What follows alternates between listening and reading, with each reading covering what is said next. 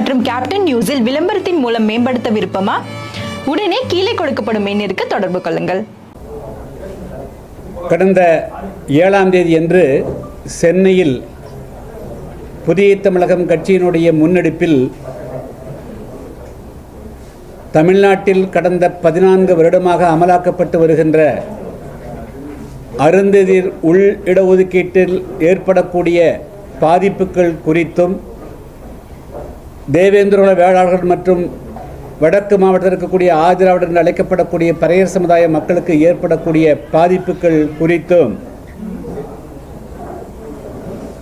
எனவே அந்த உள் இடஒதுக்கீடு சட்டத்தை ரத்து செய்ய வேண்டும், அதேபோல் மாஞ்சோலை தேயிலத்தோட்ட தொழிலாளர்களுக்கு அவர்களுடைய பகுதியிலேயே அவருடைய வாழ்வாதாரத்தை நிலைநாட்ட வேண்டும் என்ற உள்ளிட்ட 6 அம்ச கோரிக்கைகளை வலியுறுத்தி பேரணிக்கு நாங்கள் ஏற்பாடு செய்திருந்தோம். ஆனால் ஏறக்குறைய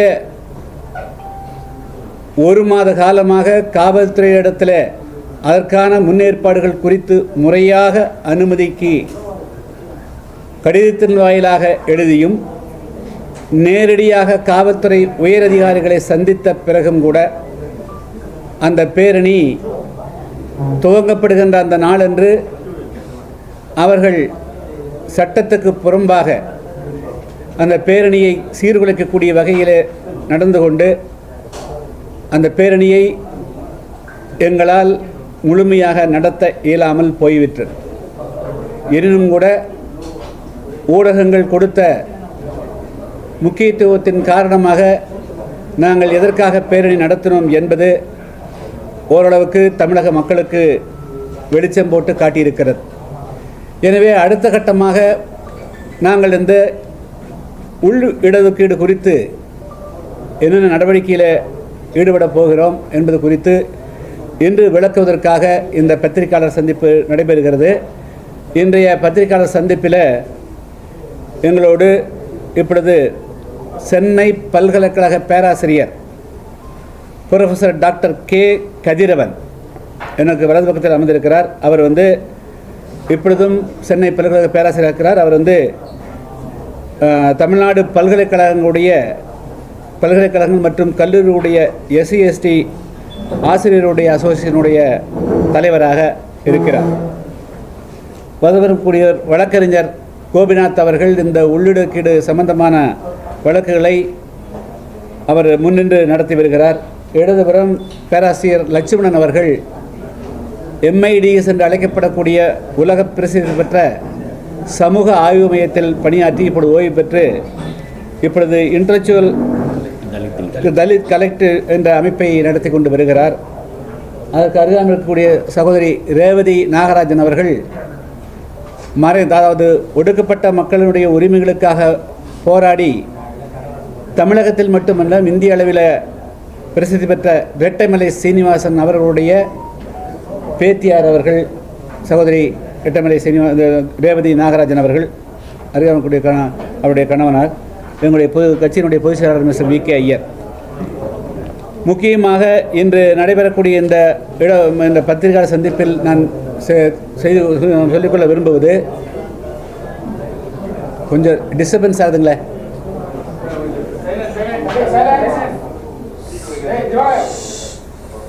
அதாவது தமிழ்நாட்டில் பழங்குடி மக்களுக்கு, அதாவது ஷெட்யூல் ட்ரைப் என்ற அழைக்கக்கூடிய பழங்குடி மக்களுக்கு 1% சட்ட ரீதியாக இடஒதுக்கீடு உண்டு. ஷெட்யூல்டு காஸ்ட் என்று அழைக்கப்படக்கூடிய பட்டியலின அல்லது அட்டவணைப்பட்ட மக்களுக்கு 18%, மிக பிற்பட்டோருக்கு 20%, பிற்பட்டோருக்கு 30% என 69% இடஒதுக்கீடு உண்டு. இந்த 18% இடஒதுக்கீட்டில் மிக முக்கியமாக 3 சமுதாயங்கள், தேவேந்திரகுல வேளாளர்களும் ஆதிராவிடர் அழைக்கப்படக்கூடிய பறையர் சமுதாய மக்களும் அதேபோல் அருந்தியர் சமுதாயங்களும் 3 சமுதாயம் உண்டு. அத்தோடு அதுக்கு மேற்பட்டு 70க்கும் மேற்பட்ட சமுதாயங்கள் சிறு சிறு அளவில் இருக்கிறார். எனவே அனைவருக்கும் சேர்ந்துதான் 18% இடஒதுக்கீடு ஏறக்குறைய சுதந்திரம் பெற்ற காலத்தில் இருந்து நடைமுறையில் இருந்து வருகிறது. இந்த நிலையில் 2008ஆம் ஆண்டு தமிழ்நாடு அரசு திடீரென்று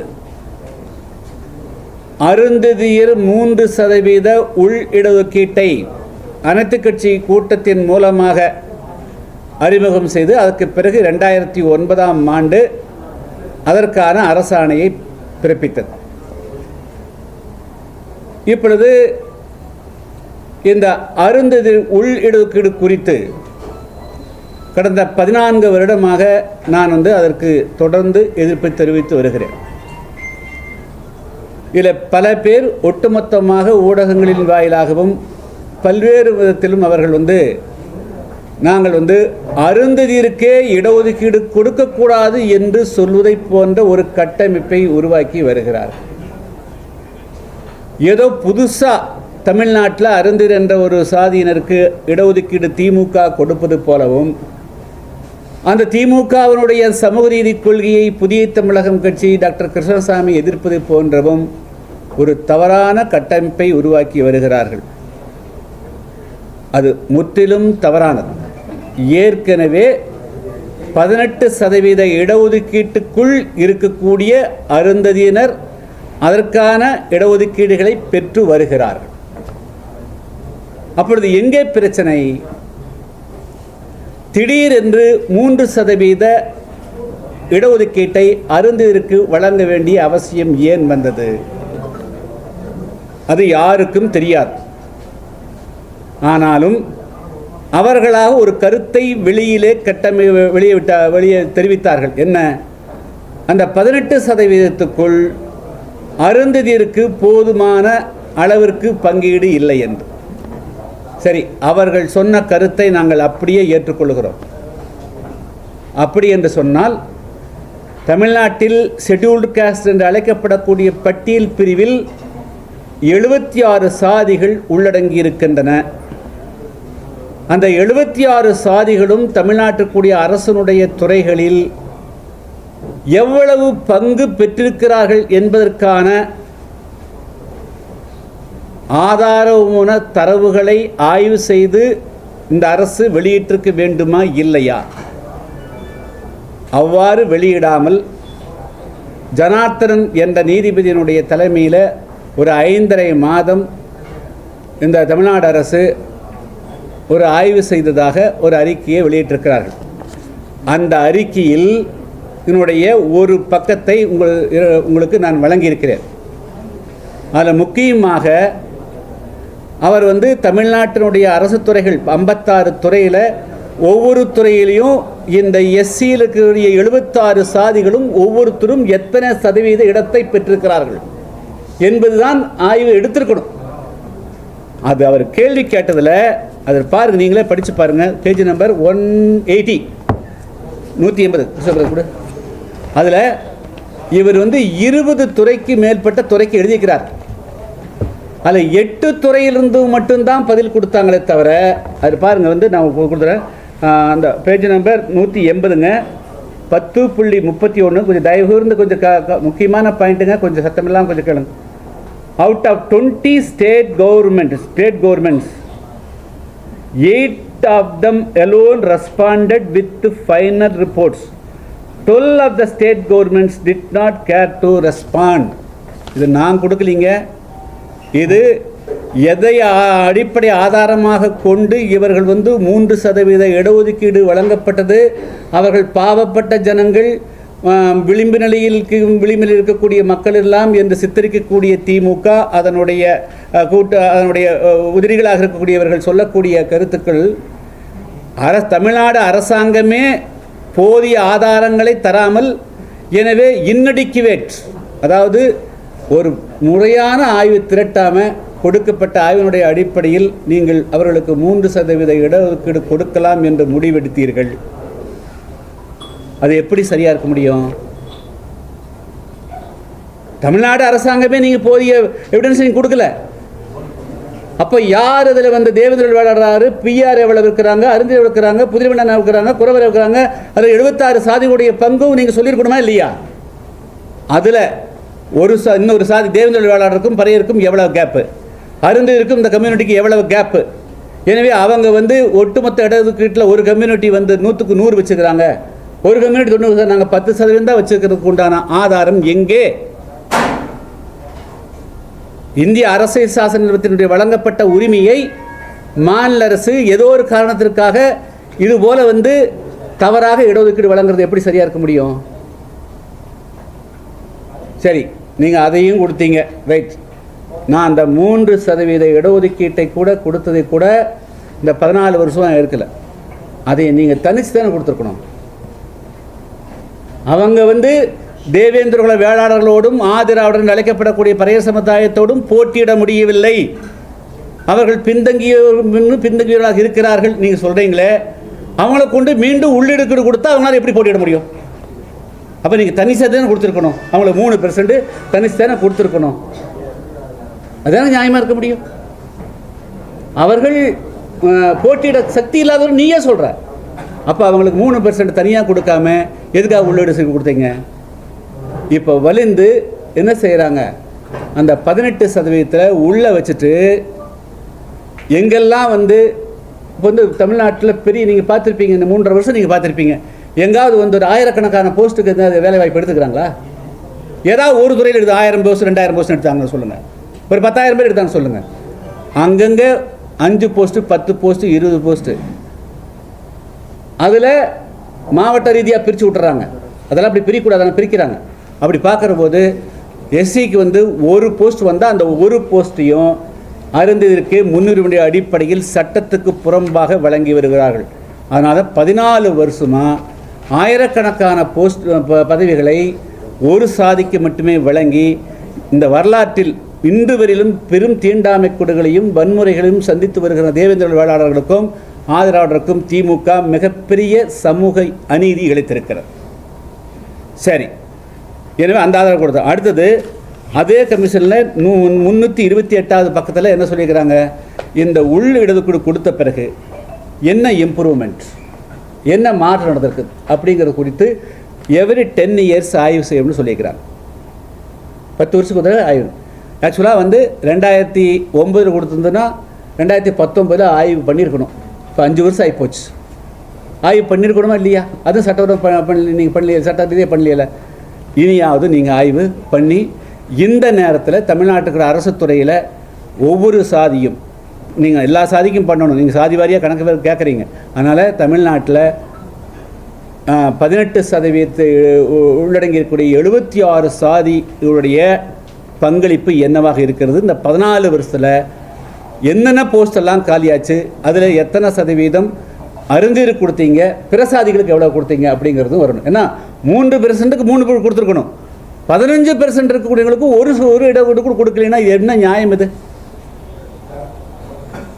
எனவே வந்து நாங்கள் வந்து இந்த போராட்டத்தை அடுத்த கட்டத்துக்கு நகர்த்திட்டு போகிறதுக்காக வந்து இதில் வந்து நீதி கிடைக்கிற வரலும் இப்போ சொல்கிறேன், அருந்ததிற்கு 3% தனியாக கொடுத்துரு, அதுதான் உச்சநீதிமன்றம் சொல்லியிருக்குது. டிவிஷன் பண்ணுறதுக்கு எந்த விதமான தடை இல்லைன்னு சொல்லிட்டாங்க. அதன்படியே நீங்கள் 3% கொடுத்துக்குங்க. ஆனால் இப்போ 10 வருஷம் ஒரு ஆய்வு செய்யணும், மறுஆய்வு செய்யணும், ரிவ்யூ பண்ணணும். அதை வந்து மாநில அரசு செய்யணும். ஒட்டு மொத்தத்தில் இந்த எந்த சமுதாயங்களை வந்து ஒற்றுமையாக நிற்கணும், அந்த சமுதாயத்தைகளை பிரிக்கக்கூடாது. ஒற்றுமையாருன்னு நீங்கள் வெளியே மேட்டர் பேசுகிறீங்க. அந்த சமுதாயங்கள் ஒற்றுமையாக இருக்க விடாமல் இன்றைக்கி உள்ளுக்குள்ளே உள்ள சண்டை போடக்கூடிய அளவுக்கும் பகைமை உருவாக்கக்கூடிய அளவுக்கு அந்த மிகப்பெரிய ஒரு கைங்காரியத்தை செஞ்சிட்டீங்க, வரலாற்றில் செஞ்சுருக்கிறீங்க. சரி, அதெல்லாம் போகட்டும். இருந்தாலும் கூட சட்ட ரீதியாக இன்றைக்கு திமுக அரசு அந்த உள்ளிடுக்கிற தனி இடஒதுக்கீடாக கொடுக்காமல் உள்ளிடுக்காக கொடுத்தது வரலாற்று பிழை. அதை வந்து சரி செய்யணும். எனவே தான் அடுத்த கட்டமாக வந்து இதுக்கு வந்து எந்த காரணத்தை கொண்டும் இந்த உள்ளிடஒதுக்கீடு வந்து இப்போ வந்ததுனால உச்சநீதிமன்றம் தீர்ப்பு கொடுத்துருக்குது. இதில் ஜனாதிபதி அவர்கள் இதுக்கு வந்து எந்த விதத்திலும் அனுமதி அளிக்கக்கூடாது அப்படிங்கிறதுக்காக வலியுறுத்தியும், அதே போல் தேசிய அளவில் இது குறித்து வந்து தமிழ்நாடு அரசு பெரும்பான்மையாக இருக்கக்கூடிய 15-18% இருக்கக்கூடிய பெரும்பான்மையாக இருக்கக்கூடிய பறையர் சமுதாயம் தேவேந்திர சமுதாயத்துக்கு எதிராக செய்யக்கூடிய அந்த சதியை குறித்து வந்து நாங்கள் வந்து எடுசொலுக்காக டிசம்பர் மாதம் 6 மற்றும் 7 ஆகிய தேதிகளில் டெல்லியில் ஆர்ப்பாட்டமும் 2 நாள் கருத்தரங்கும் ஏற்பாடு செய்திருக்கிறோம். அதில் வந்து தேசிய அளவில் இருக்கக்கூடிய அனைத்து இந்த விதமாக தலித் ஆக்டிவிஸ்டும் பல்வேறு அரசியல் கட்சியோட தலைவர்களும் பேச இருக்கிறார். இப்பொழுது வந்து இது குறித்து வந்து பேராசிரியர் லட்சுமணன் அவர்கள் வந்து எம்ஐடிஸில் ஆராய்ச்சியில் இருந்தவர். இது என்னங்கிறது அவங்கெல்லாம் வந்து பொலிட்டிக்கல் கிடையாது, அவங்கெல்லாம் நான் பொலிட்டிக்கல் பீப்புள். அது என்னங்கிறது அவங்க ஒரு 2 வார்த்தை பேசுவார், அதை பேராசிரியர் பேசுவார். நீங்கள் சொல்லுங்கள் பேசுங்க. வரக்கூடிய டிசம்பர் மாதம் 6 மற்றும் 7 ஆகிய தேதிகள். டிசம்பர் 6, 7 2 நாள். அது நாங்கள் சொல்லுவோங்க. அதாவது அது நாங்கள் அப்புறம் சொல்கிறோம். 2 நாள் அங்கே நிகழ்ச்சி இருக்குது. கருத்தான் 2 இது ஆல் ஓவர் இந்தியாவுக்கு பிரச்சனை தான். இல்லை, இது வந்து ஆல் ஓவர் இந்தியாவை திமுக பண்ணதப்ப ஆல் ஓவர் இந்தியா பரப்பி இருக்குது. இல்லை, ஆல் ஓவர் இந்தியாவிலேயே தமிழ்நாட்டில் மட்டும்தான் உள்ளொதுக்கீடு உள்ளொதுக்கீடு 3% வந்து உள்ளொதுக்கீடு அமலாக்கப்பட்டிருக்கு. வேற எந்த மாநிலத்திலும் இது வந்து அமலாக்கப்படவில்லை. எப்படிங்க? அதாவது டெல்லி இதை வந்து நாங்கள் வந்து மத்திய அரசனுடைய கவனத்துக்கு கொண்டு போக வேண்டும்ங்கிறது ரொம்ப முக்கியமானது. To invite the attention of the central government. ஏன்னா இந்த பட்டியல் பிரிவில் எந்த மாற்றங்களும் செய்வதற்கு உண்டான முழு அதிகாரம் படைத்தது மத்திய அரசு, பார்லிமெண்ட் ஆச்சுங்களா. இப்போ மத்திய அரசு, அந்த மத்திய அரசு வந்து அது இது மாதிரி வந்து 3% மூலமாக 18% எஞ்சியக்கூடிய அனைவருடையும் உரிமையும் பறிக்கிற மாதிரி ஒரு சட்டத்தை மாநில அரசு போட்டிருக்குது.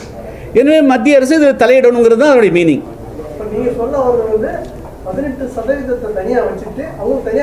No no no no no அது சொல்ல அப்படி இல்லை. இல்லை, அதான் 18%ல் 3% எடுத்தீங்க இல்லையா, அது உள்ள எல்லாமே செப்பரேட்டாக கொடுத்துருங்க. இல்லை, 18+3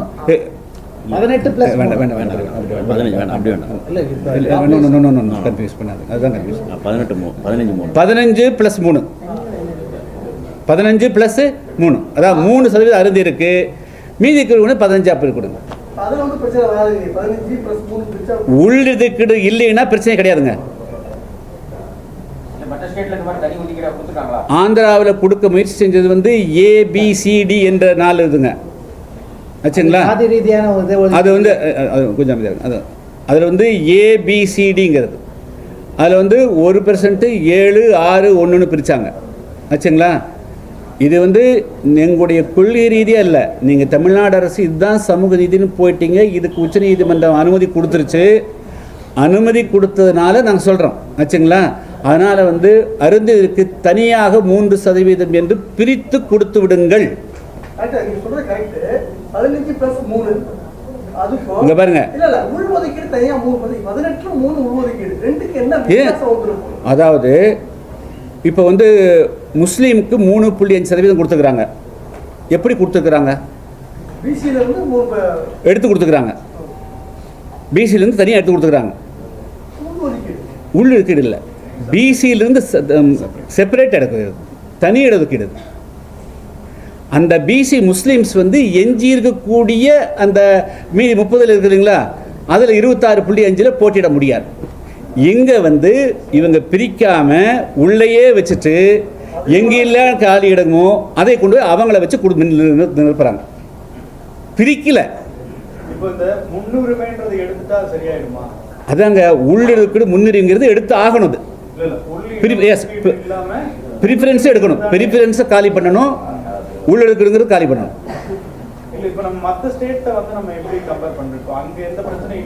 இல்லை, அதாவது வந்து பஞ்சாப்லேயும் மட்டும்தாங்க அது மாதிரி இருக்குது, நடைமுறை இருக்குது. உள்ளொதுக்கீடு கிடையாது, அது தனி இடஒதுக்கீடு, செப்பரேட் டிவிஷன்ஸ். எங்கே எங்கள்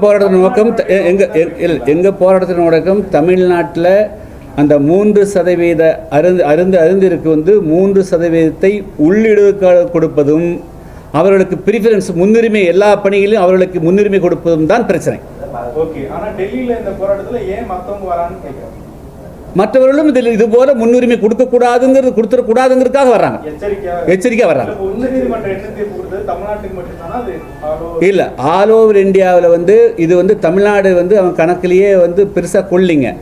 பஞ்சாப்பும் ஆந்திராவும் மட்டும்தான் வந்து பஞ்சாபில் தான் டிவைட் பண்ணாங்க, ஆக்சுவலாக டிவைட் பண்ணாங்க. ஆந்திராவில் 4 டிவைட் பண்ணாங்க, ஏபிசிடி 4 டிவைட் பண்ணாங்க. பஞ்சாபில் 2 டிவைட் பண்ணாங்க. இவங்க அருந்திருன்னு ஒரு குழப்பம் பண்ணாங்க, இந்தியாவிலே ஒரு குழப்பமாக பண்ணாங்க ஆச்சுங்களா. இப்போ எதுலேயுமே இன்னும் ஜட்ஜ்மெண்ட் கொடுக்காம அப்சர்வேஷன் பண்ணிக்கிறாங்க. 6-7 நீதிபதியில் ஒவ்வொருத்தரும் கருத்து தெரிவிச்சுக்கிறாங்க ஆச்சுங்களா. ஸோ இதை வந்து நிரந்தரமாக ஜட்ஜ்மெண்ட் வர்றதுக்கு முன்னாடி எந்த காரணத்தை கொண்டும் உள்ளிடுக்கீட்டுக்கு மத்திய அரசு ஒத்துக்கூடாது, நீதிமன்றங்களும் தவறு செய்யக்கூடாதுங்கிறத தான் முன்னெச்சரிக்கையாக தான் பண்ணும். இது வந்து அப்சர்வ் பண்ணிக்கிறாங்க. அதாவது வந்து முதல்ல 3 ஜட்ஜு, அதுக்கு பிறகு 5 ஜட்ஜு அவங்க ஒரு கொஸ்டின் ரைஸ் பண்ணாங்க.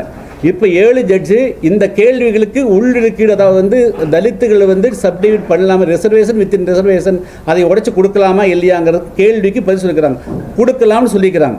ஆனால் எந்த இடத்துலையும் இந்த சமுதாயத்தில் வந்து அவர்கள் வந்து வேறு விதமாக சொல்லி இவங்க முன்னுரிமை கொடுக்குற சொல்ல பிரித்து கொடுக்கறதுக்கு டிவிஷன் பண்ணலாம்னு சொல்லிக்கிறாங்க. நீங்கள் டிவிஷன் பண்ணி கொடுத்துருங்க.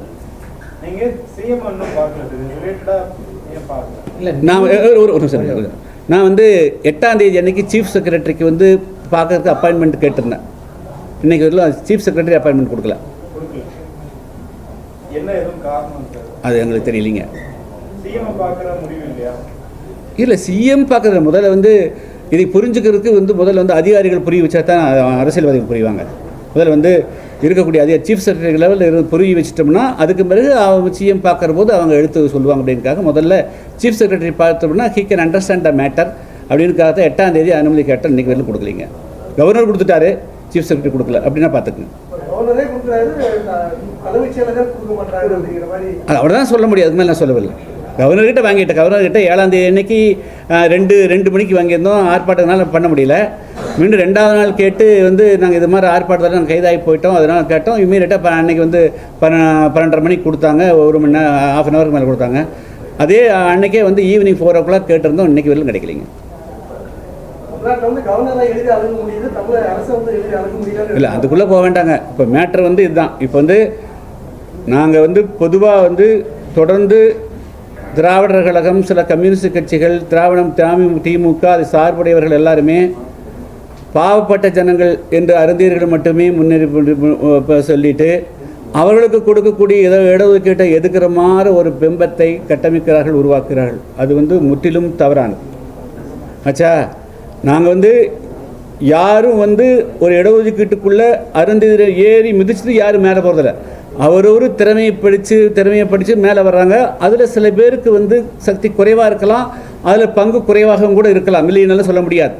ஆனால் அதை ஆய்வு பண்ணி இந்த காரணத்தினால இவங்க முன்னேற முடியாமல் இருக்குது, அதனால் வந்து இவர்களுக்கு தனியாக பிரித்து கொடுக்கொண்டான கிரெடிபிலிட்டி, அதாவது வந்து அப்சல்யூட்டாக இந்த காரணத்தினால தான் இவங்க முன்னேற முடிய மாட்டேங்குது, அதுக்காக இவர்களுக்கு முன்னேற கொடுக்கலாம். அதுக்குள்ளே இன்னும் எத்தனையோ சமுதாயம், புதுரைவண்ணானெல்லாம் வந்து பார்த்தாலே தீர்த்து வச்சக்கூடிய கம்யூனிட்டி, அவங்களுக்கெல்லாம் எத்தனை சதவீதம் கொடுக்கறது, அவங்களை எப்படி முன்னுரிமையாக்குறது. ஸோ அதுக்காக 76 சாதிகளுக்கும் சேர்ந்த ஒரு ஃபார்முலாவை வரையறதுக்கு முன்னாடி சமூகம் அவங்களுடைய எல்லா இந்த 76 சாதிகளுடைய இந்த 75 வருஷமாக 77 வருஷமாக எவ்வளோ இடஒதுக்கீடு கொடுத்துக்கிறோம், அதனால் அவங்களுடைய முன்னேற்றம் என்ன, அவங்களுடைய இன்றைக்கி எத்தனை பேர் நிலம் இருக்குது, என்ன தொழில் தொடங்குறாங்க, எத்தனை தொழில் பேர் ஆகிக்கிறாங்க, எல்லா விதமான சமூக டேட்டாவும் கலெக்ட் பண்ணிவிட்டு எத்தனை பேர் உயர்ந்த பதவியில் இருக்கிறாங்க, எல்லா தரவுகளை வெளியிட்டோம்னா எல்லாருக்கும் தெரிஞ்சுட்டு போகுது. அப்போ வந்து நாங்கள் பேச முடியாது, அவங்க 1% தான் இருக்கிறாங்க, நீங்கள் 90% வச்சுக்கிறீங்க, நீங்கள் எப்படி வந்து எப்படின்னு கேட்கலாம். நாங்கள் இன்னும் கூட அந்த மாதிரி வந்து அவர்களுக்கு வந்து அவர்கள் உண்மையிலேயே பங்களிப்பு குறைவாக இருந்தால் அவர்களுக்கு கொடுப்பதற்கு எந்த விதத்திலும் எதிர்ப்பே கிடையாது. நாங்கள் எப்படி டேட்டா கலெக்ட் பண்ண முடியும்? எங்க அதாங்க நடைமுறை அவங்க எங்க எல்லா கால்ஃபரும், அதாவது அதுக்கு டேட்டா இருக்குது பாருங்க. அதாவது வந்து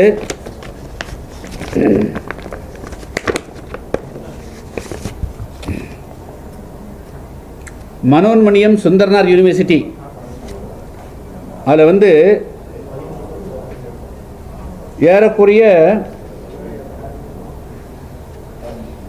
92 போஸ்ட் வந்து அறிவிச்சாங்க.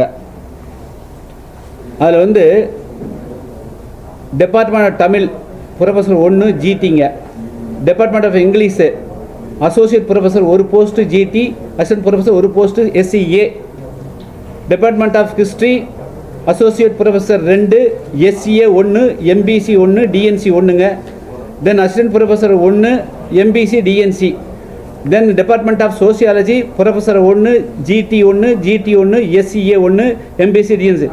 92 பஸ்ஸில் ஒரு சிங்கிள் போஸ்ட்டு கூட அதர் தேன் எஸ்சின்னு கால்ஃபர் பண்ணல. இது உங்களுக்கு நான் கொடுக்குறதே கொடுக்குறேன் பார்த்துக்குங்க வச்சுங்களா.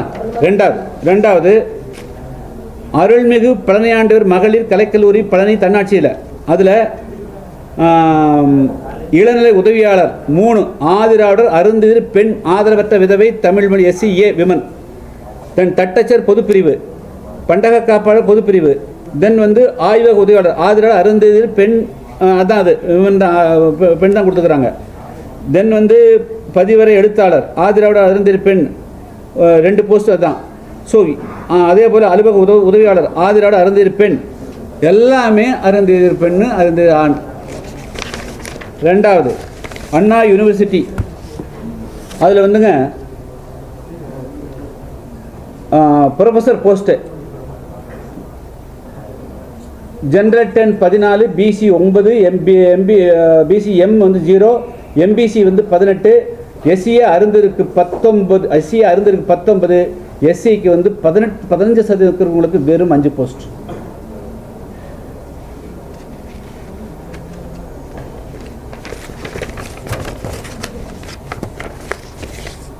திருவள்ளூர் யூனிவர்சிட்டியில் இப்போ அண்மையில் 16/9/2024 விளம்பரம் கொடுத்தாங்க.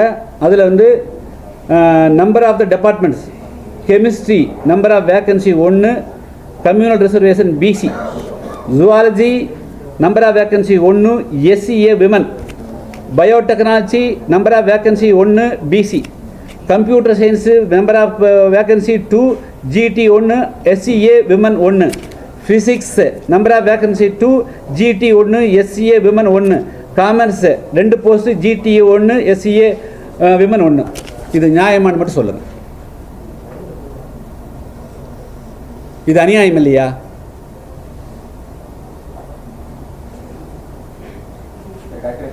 தமிழ்நாட்டில் மத்திய ஊழியர் கொடுத்தாச்சு, அவங்க போஸ்ட் ஃபில் பண்ணிட்டு இருக்காங்க. சுப்ரீம் கோர்ட்டும் அந்த ஆர்டரை இது பண்ணி சார் அது கொடுக்கல. சுப்ரீம் கோர்ட் கொடுத்தா தமிழகத்துடைய உத்தரவு செல்லும் தெரியாது. இனிமேல் நீங்கள் மத்திய அரசு சொல்லி மத்திய அரசு தமிழக அரசு அழுத்தம் கொடுக்கும் சொல்றீங்களா? இல்லை, தமிழ்நாடு அரசு மத்திய அரசினுடைய உச்சநீதிமன்றம் கொடுத்த தீர்ப்பினுடையபடி மாநில அரசு வழங்கலை. அவங்க டிவிஷன் பண்ணி கொடுத்துருந்ததுன்னா கொஸ்டினே கிடையாது. இவங்க உள்ளெழுது கொடுக்குறாங்க, அது உச்சநீதிமன்றத்தினுடைய தீர்ப்புக்கு எதிரானது. ரிவ்யூ பெட்டிஷன்லாம் இது ரிவ்யூ பெட்டிஷன் அது எப்படி போனான்னு தெரியலைங்க. அதனால் நீங்கள் மத்திய அரசு உச்சநீதிமன்றம் எஸ்சி அதாவது இவங்களுக்கு பிரித்து கொடுக்கலாமா இல்லையா, டிவிஷன் பண்ணி கொடுக்கலாமா இல்லையான்னு கேள்வி கேட்குறாங்க. அவங்க டிவிஷன் பண்ணி கொடுக்கலாம், அது மாநில அரசு செய்யலாம். அதாவது கொஸ்டின் மாநில அரசு செய்வதற்கு உரிமை உண்டுன்னு அதிகாரம் உண்டுன்னு சொல்லிக்கிறாங்க, அவ்வளோதான். அதன்படி உச்சநீதிமன்றத்தினுடைய தீர்ப்பின்படி இந்த இடஒதுக்கீடு இல்லை. இவங்க டோட்டலாக பைபாஸ் பண்ணி பிரிக்காமல் உள்ளிடக்கீடில் முன்னுரிமை அடிப்படையில் ப்ரீஃபரன்ஸில் கொடுக்குறாங்க. இது டோட்டலாக அன்சைன்டிஃபிக். இது டோட்டலாக இன்ஜஸ்டிஸ்.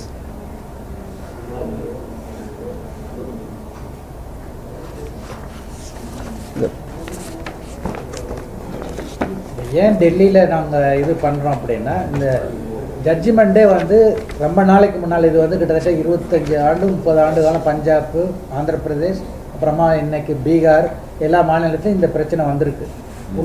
அதாவது சப் கேட்டகரைசேஷன் பண்ணலாமா, அதற்கு மாநில அரசுகளுக்கு உரிமை உண்டா இல்லையா, அதிகாரம் உண்டா இல்லையா, இதுதான் கேள்வி. அதை 3 பெஞ்சு 5 பெஞ்சு எல்லாமே இல்லை அப்படின்ட்டாங்க. சின்னையாங்கிறவர் 5 பெஞ்சில் இருந்து அவர் முழுக்க நிராகரிச்சிட்டார். மாநில அரசுகளுக்கு SC STனுடைய பட்டியலினத்தை டெம்பர் பண்ணுறதுக்கு எந்த விதமான லோக்கல் ஸ்டாண்டர்டில் அதிகாரம் இல்லை. அதை செய்வதற்கு முழு அதிகாரமும் பாராளுமன்றத்துக்கு தான் இருக்குது. பாராளுமன்றம் என்பது மக்களவை, மாநிலங்களவை, பிரசிடெண்ட், இவங்க 3 பேரும் சேர்ந்து எடுக்கக்கூடிய முடிவு தான் இந்த மக்களுடைய நலனை தீர்மானிக்க வேண்டும். ஆனால் இன்னைக்கு 7 பெஞ்சு ஜட்ஜில் ஒருத்தர் ரிஜெக்ட் பண்ணிட்டாரு. 6 பேர் விதவிதமான ஜட்ஜ்மெண்ட்டை கொடுத்துருக்குறாங்க. அந்த இதில் என்ன சொல்கிறாங்கன்னா, மாநில அரசுகளுக்கு அரசியலமைப்பு சட்டம் மூலமாக அதிகாரம் உண்டு அப்படின்னு சொல்லியிருக்காங்க. அவ்வளோதான். ஆனால் அந்த அதிகாரம் அதே மாநில அரசு அந்த ஜட்ஜ்மெண்ட்டில் மாநில அரசுகள் இந்த இது sub categorisation reservation within reservation சொல்லும் பொழுது அதற்கான ஆதாரபூர்வமான ரிலையபிள் டேட்டா அது இருந்தால் மட்டும்தான் இதை செய்யணும். ஆனால் தமிழகத்தில் இந்தியாவிலே வேறு எந்த மாநிலத்திலும் இல்லாத அநீதி தமிழகத்தில் திமுக அரசால் நிறைவேற்றப்பட்டிருக்கு. அது எந்த விதமான ஆதாரமும் இல்லாமல் புள்ளி விவரங்களும் இல்லாமல் இவர்கள் 2009 இதை நிறைவேற்றிட்டாங்க. இன்றைக்கி 14 ஆண்டுகளில் அந்த இந்த அநீதியின் மூலமாக பாதிக்கப்பட்டவர்கள் பெரும்பான்மையாக உள்ள ஆதி திராவிடர், தேவேந்திரர் மற்றும் குதிரை வண்ணார், பண்ணையாண்டி இந்த மாதிரி குறவர்கள் பல்வேறு ஜாதிகள் இன்னைக்கு பின்னடைவில் இருக்காங்க. அவங்களால இந்த போட்டியில் போக முடியல. இதே திமுக அரசு என்ன செய்து அருந்ததியர்களுடைய துப்புரவு பணியாளர்கள் அதிகமாக இருக்கக்கூடியவர்கள். ஆனால் அந்த பணி அவங்களுக்கு என்ன சொல்கிறாங்க, நிரந்தரமாக இல்லாமல் அவங்கள தற்காலிக ஊழியராக அதாவது கான்ட்ராக்ட் ஊழியராக தான் வச்சுருக்கிறாங்க. இது ஜிஓ 156 ரீசெண்டாக தமிழ்நாடு அரசில் வந்தது. அப்போ நீங்கள் இடஒதுக்கீடை பயன்படுத்துவதற்கு உங்களுக்கு தரமான கல்வி வேண்டும். தரமான கல்வி பெறுவதற்கு தரமான இன்கம் வேண்டும். தரமான இன்கம் பெறுவதற்கு பேரண்ட்ஸுக்கு அந்த இது வேண்டும். இன்றைக்கி இதில் கான்ட்ராக்ட் லேபரில் வேலை செய்யக்கூடிய துப்புரவு பணியாளர்களுடைய இது என்ன இருக்குது இன்றைக்கி இவங்க அதுதான் பிரச்சனை. முழுக்க முழுக்க அநீதி இங்கே நிலைவைப்பட்டிருக்காரு. ஆனால் சுப்ரீம் கோர்ட் ஆர்டர்ல நீங்க தனி இடஒதுக்கீடா கொடுங்கங்கிற உத்தரவு இல்லை. அதாவது ஒரு விஷயம், இந்த இடஒதுக்கீடு இந்த பிரசிடன்ஸ் ஃபஸ்ட்டு பஞ்சாப் கவர்மெண்ட் எடுத்தாங்க போகிறாங்க, ரெண்டாவது ஆந்திரா, அடுத்து உள்ளெடுக்கிறது 3 பேர் போகிற ஃபஸ்ட்டு. அப்போ அதில் கொஸ்டின் இந்த உள்ளிடக்கீடு கொடுக்கலாமா இல்லையாங்கிற கேள்வி எங்களால் தீர்மானிக்க முடியலன்னு சொல்லிட்டு இந்த 3 பெஞ்சு சொல்கிறாங்க. 5 பெஞ்சும் சொல்லிடுறாங்க. That has been referred to 7 benches. அவங்க மாநில அரசுக்கு அதிகாரம் உண்டா இல்லையாங்கிறத எல்லாருடைய கேள்வி. அது மாநில அரசுகள் because it is heterogeneous community, ஹோமோஜினியஸாக இல்லை. இந்த பட்டி இருக்கக்கூடிய இடத்துலையும் பல சமுதாயங்களாக இருக்கிறனால இப்போ தேவேந்திர வேடர் சமுதாயம் ஆதிராக்கிறாங்க இருக்கிறாங்க. அதனால் அந்த சமுதாயங்கள் ஒரே மாதிரியாக இடஒதுக்கீட்டில் பங்கு பெற முடியாமல் இருந்திருந்தால் அதை முறையாக ஆய்வு செய்து அதுக்கு பிறகு வழங்கலாம் அப்படிங்கிறத அவங்க சொல்லிக்கிறாங்க. அவ்வளோதான். பட் ஆனால் சும்மா கொடுக்க சொல்லலை. ப்ரிஃபரன்ஸை எனக்கு ஒரு அதாவது எனக்கு ஒரு கம்யூனிட்டி பிடிக்கும்னா அந்த ப்ரிஃபரன்ஸ் பண்ணக்கூடாது. இன்றைக்கி தமிழ்நாட்டில் நடக்கக்கூடியது, நாங்கள் அருந்தருக்கு இடஒதுக்கீடு முடிவு பண்ணிட்டோம், தரவுகள் தேவையில்லை, ஆதாரம் தேவையில்லை, கொடுக்குறதுக்காக சில ஆதாரங்களை நாங்கள் சொல்லுவோம் அப்படின்னு ரிவர்ஸ். அதாவது வண்டிக்கு முன்னாடி குதிரை நிறுத்துக்கு போகலாம், குதிரைக்கு முன்னாடி வண்டி நிறுத்தி தள்ளுற மாதிரி பண்ணிட்டு இருக்கிறாங்க. ஏன்னா எவ்வித ஆதாரமும் இங்கே கொடுக்கல. ஏன்னா இப்போ நீதியரசர் ஜனார்த்தனன் கமிட்டி அவர்கள் ரிப்போர்ட்டில் பார்த்தீங்கன்னா தமிழகத்தில் வேலைவாய்ப்பு எங்கே இருக்குன்னா டிஎன்பிசி தான் நடத்துகிறாங்க தமிழ். அதே மாதிரி டிஆர்பி தான் டீச்சர்ஸ் ரெக்ரூட்மெண்ட் பண்ணுறாங்க. ஆனால் இந்த ஜனார்த்தனன் கமிட்டி அவர்கள் அந்த டிஎன்பிசிக்கும் டிஆர்பிக்கும் கடிதம் எழுதி டேட்டா கேட்குறாங்க. டிஎன்பிசியும் தரவில்லை, டிஆர்பியுமே தரவில்லை. அதை க்ளீனாக மென்ஷன் பண்ணுறாங்க, நாட் ரிசீவ்டு ரிப்போர்ட் அப்படின்னு ஜனார்த்தனன் கமிட்டியே கொடுக்குறாங்க. ஸோ எங்களுடைய குற்றச்சாட்டு என்னென்னா இந்த ஜனார்த்தனன் நீதியரசர் ஜனார்த்தனன் அவர்களோட கமிட்டி ரிப்போர்ட்டே தரவுகள் முழுமையாக இல்லை. முழுமையாக இல்லாத தரவுகளை வச்சு தான் இந்த 3% இடஒதுக்கீடு கொடுத்துருக்காங்கிறது எங்களோட குற்றச்சாட்டு. அது அநீதி. மற்ற கட்சிகளுடைய நிலைப்பாடு என்னவா இருக்கு? உங்களுக்கு நாங்கள் எதுனா நாங்களாக சொல்லி தெரியணும் உங்களுக்கு. ஏன் அதில் இந்த பிரச்சனையை அவங்க எடுத்துக்க மாட்டாங்க? இல்லை, அதில் சரியான அண்டர்ஸ்டாண்டிங் இல்லைங்க. இது டெப்த்தாக அந்த உள்ளிடக்கீட்டினுடைய சரத்துகளையும் பெரும்பாலான அரசியல் கட்சிகள் படிக்கலை. இல்லை, அது நான் தனியப்பட்ட முறையில் யாரையும் விமர்சிக்க விரும்புங்களேன், படிக்கலை. ரெண்டாவது, ஒரு தனியாமல் கட்டமைப்பை திமுக அமைச்சு விட்டாங்க. அருந்ததியர் தேர் அவங்க தான் விளிம்பு நிலைக்கும் விளிம்பு நிலை இருக்கிறாங்க அப்படின்னு.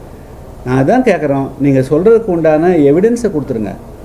18% நீங்கள் ஆய்வு பண்ணி கொடுங்க. கொடுத்த பிறகு எல்லாம் முடிவு பண்ணுவது என்ன பெரிய என்ன இருக்குது? அதில் கம்யூனிஸ்ட் கட்சிகள் தவறு பண்ணுறாங்க, தீகா தவறு பண்ணுறது நியாயம். ஏன்னா அவங்களுக்கு வேறு எதுவுமே தெரியாது, தமிழ்நாட்டினுடைய உண்மை நிலைமை அவங்களுக்கு தெரியாது. ஆயிரக்கணக்கான கலவரங்கள் தென் மாவட்டத்தில் வெட்டி குத்து கொண்டு வரும்போது அவர்களுக்கு காது கேட்கல, கண்ணு கிடையாது வீரமணிக்கு ஆச்சுங்களா.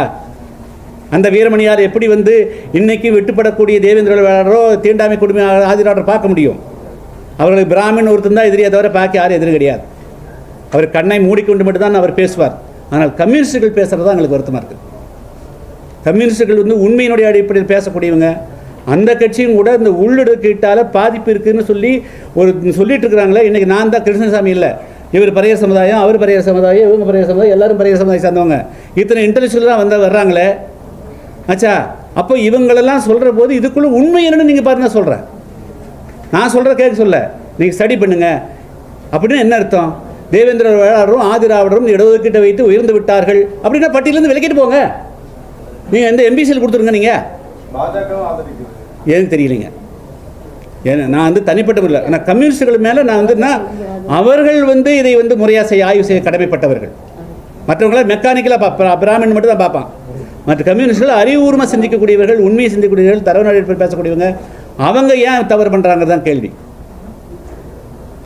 அதனால் யாரும் வந்து இப்போ திமுக கட்டமைச்சது அது அப்படியே கொண்டு. ஆக்சுவலாக வந்து 2009 கலைஞர் வாஸ் வெரி வீக். அன்றைக்கி வந்து மைனாரிட்டி கவர்மெண்ட்டாக இருந்தது. பாமகவினுடைய தயவு தேவைப்பட்டது, காங்கிரஸுடைய தயவு தேவைப்பட்டது, கம்யூனிஸ்டுடைய தயவு தேவைப்பட்டது, 25 தேவைப்பட்டது. அதுக்காக ஈல்டு பண்ணார். அன்றைக்கி அவர் மனப்பூர்வமாக செஞ்சாராங்கிறது எனக்கு தெரியாது ஆச்சுங்களா. ஸோ இது வந்து பொலிட்டிக்கலாக கொண்டு வந்துட்டு இன்றைக்கி அதை நிறுத்தி என்ன செய்கிறாங்கன்னா, ஒரு தேரஸ் இன்ஹிரண்ட் ஒரு இது உண்டுங்க. எஸ்சிகளுக்கு வந்து இடஒதுக்கீடு கொடுக்கறதுனால தான் அவங்க வந்து வளர்கிறாங்க அப்படிங்கிற ஒரு ஃபீலிங் சில பேர் இருக்குது. அதைத்தான் இதுதான் வந்து நியோ பிராமினிசம். யாரெல்லாம் வந்து இந்த உள் இடஒதுக்கீட்டை ஆதரித்து தேவேந்திர வேளாளர்கள் ஆதிராவிடருடைய இடஒதுக்கீட்டை காலி பண்ணுறாங்களோ அவங்கெல்லாம் நியோ பிராமின்ஸ். அவர்கள் நியோ பிராமி பார்ப்பனியவாதிகள் தான் நாங்கள் குற்றம் சுமத்த வேண்டியிருக்குது. நன்றி, வணக்கம்.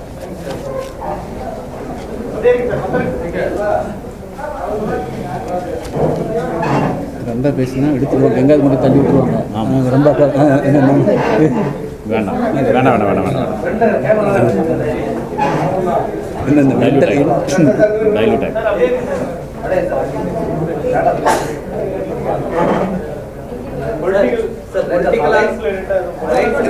எதுங்க இல்லை, நாங்கள் முதல்ல இது குறித்து பேரணியே விழிப்புணர்வு பேரணி தானுங்க ஆச்சா.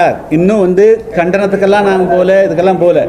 இது குறித்து ஒரு அவேர்னஸ் இந்த 15 வருஷத்தில் எங்கள் தேவேந்திர வேளாளர் ஆதிராவிடருடைய 2 காலையும் கட்டி போட்டு ஒரு சாதியை மட்டுமே ஓட வச்சு அத்தனை இடஒதுக்கீடுகளும் அவர்களுக்கே அபகரித்து கொடுத்துருக்கார்கள். அதை நான் நிரூபிப்பேன். இந்த அரசு டேட்டாவோட வரட்டும்.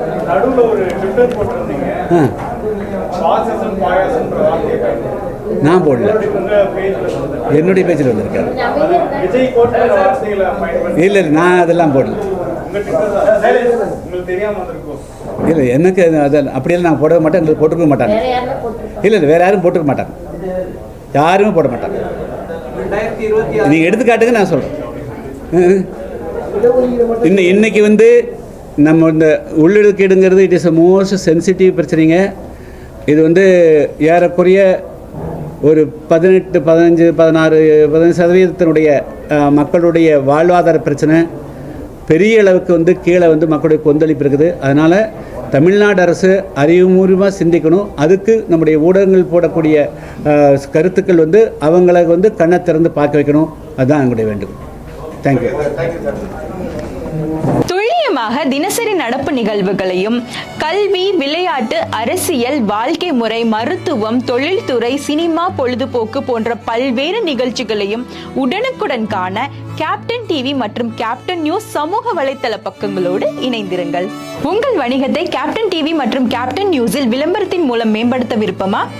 உடனே கீழே கொடுக்கப்படும் எண்ணிற்கு தொடர்பு கொள்ளுங்கள்.